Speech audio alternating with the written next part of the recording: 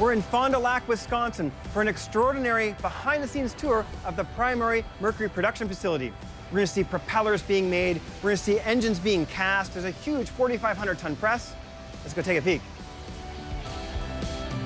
We were invited to Fond du Lac because Mercury has invested significantly in this manufacturing facility to meet the demand of the consumer.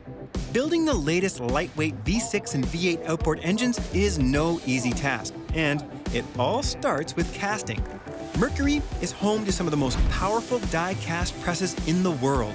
This is a die from that monstrous 4,500-ton press, and it's used for V6 and V8 outboards. And if you can believe it, there are more parts in that die than there are in the average powerhead. Now, the benefits of such high pressure is an incredibly dense and yet lightweight casting. And that is how Mercury gets these V6 and V8 outboards to be so light and yet maintain all that durability. A die-cast machine is, in essence, a large hydraulic press. We scoop the molten aluminum up with a ladle, pour it in a large tube. A piston pushes that molten aluminum through the tube up between the two die halves. It holds it on pressure for a short amount of time.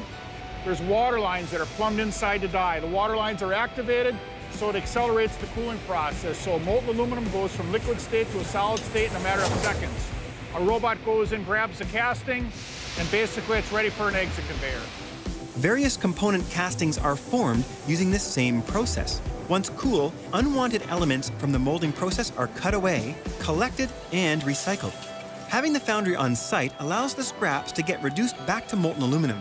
There is virtually no waste during this process. We're one of the lucky people in the industry where we have a foundry on site in the United States that's 100% clean. We control the quality of the metal. We want to make sure it's the right content, it's going to hold up for corrosion. If an outboard engine has 1,000 pieces, for an example, 687 of those pieces are built in-house. Special steel cylinder sleeves are pressed into the newly formed blocks. We've brought a lot more robotics in that help control the quality. It makes it easy for the associate to assemble the engine. We're bringing in more Mazak cutters, and that's the actual tool where the actual component goes in and we do the machining on. We're close to almost 300 of these cutters. They're going to work around the clock to increase capacity. But going robotics, what we're doing is kind of more like we cut the part, then we check it. Let's just say that position took 20 people. Now it only takes 3. Now we can move those people back on the line to help with assembly or other sections. Mercury has an incredibly sophisticated corrosion protection system. And for most of the outboards, it's a 2-part process that starts with what they call chrome conversion. And after, it goes through an EDP process, which is electro-deposition painting. It's a really sophisticated version of powder coating. And about 85% of all outboard parts go through this 2-step process. A secondary benefit of this EDP process is that the paint's not used. The stuff that's in the air that doesn't get applied can be reused. Unlike a liquid system, once you spray it, it's basically junk. And they actually go through this system 3 times for the maximum finish durability and UV protection. After a variety of treatments, the engine blocks and other components head towards assembly.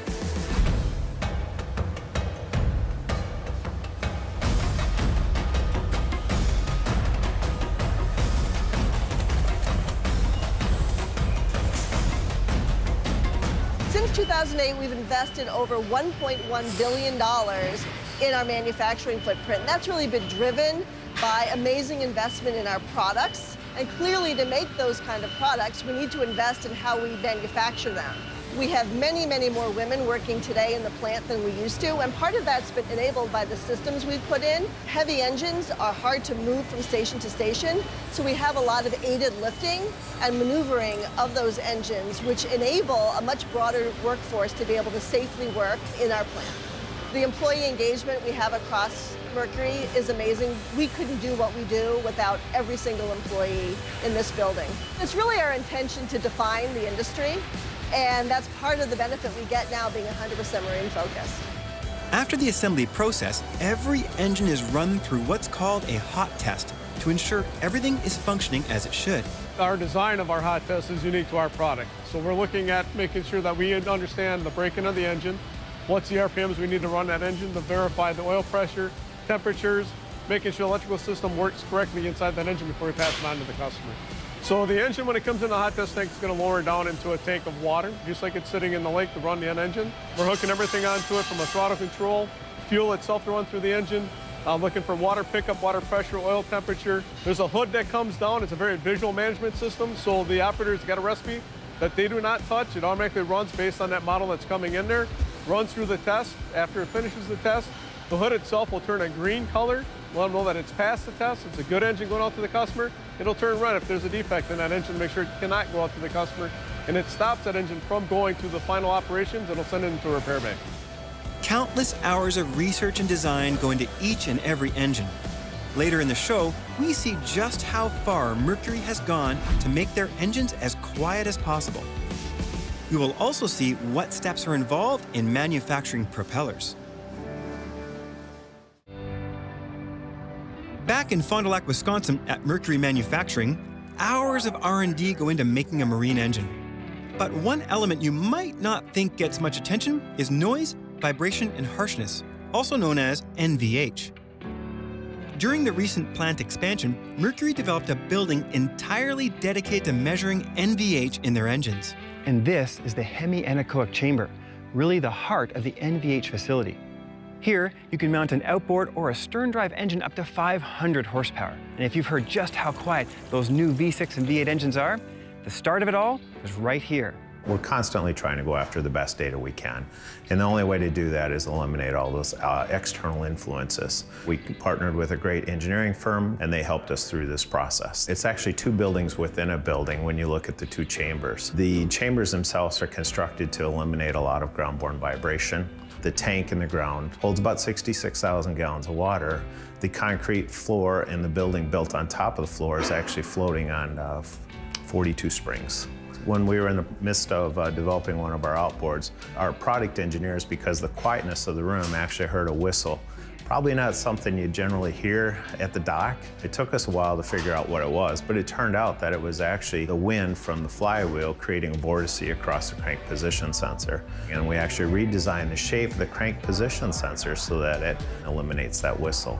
It is a unique tool set for us, and in order for us to maintain our advantage in the NVH side of the business, we feel it's necessary to continue that investment. And we're happy to see that they support that idea. Next on tour was the Mercury Propeller Factory. They are so good at what they do that they not only manufacture propellers for Mercury outboard and inboard-outboard engines, they also make propellers for other leading engine manufacturers as well. Market share for stainless steel propellers worldwide, Mercury is a dominant player in the outboard and stern drive marketplace with class-leading market share for our products, which is really driven by, number one, the fantastic engine products. We get to benefit from that. But we also benefit from the performance that we bring to the table, such that our products not only used on Mercury products, but for customers who run competitive product from Yamaha, BRP, Suzuki, know that if they want to get the best performance out of their boat, they run a Mercury propeller on their boat. So what we're talking about today is called investment casting, also referred to as lost wax casting. We actually start with a tool. 140-degree molten wax is actually injected into that die to create a wax copy of the propeller. And then the product goes through a series of sequential dips. Then we invest a shell around the wax pattern. The first dip is called a prime dip with a very fine-grained sand because you want the very smooth surface finish. Subsequent dips is a more coarse sand because those are all about strength.